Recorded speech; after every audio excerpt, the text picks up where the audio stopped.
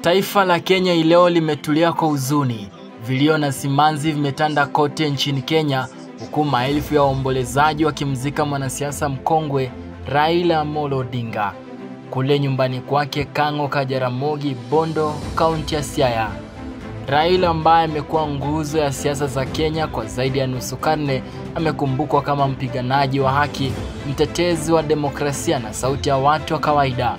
Katika maisha yake, baba alijulikana kwa ujasiri wake, udhubutu na mapenzi kwa taifa la Kenya.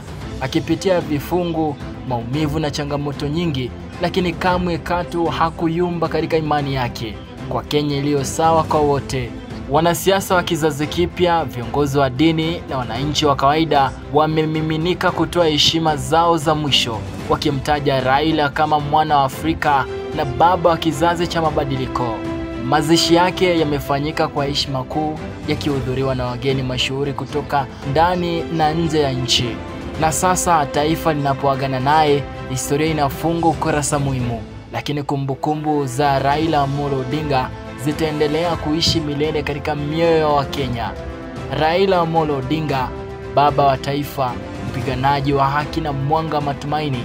Safiri salama, mwana wa Kenya. Mimi ni Duke Makore. Hii ni Duke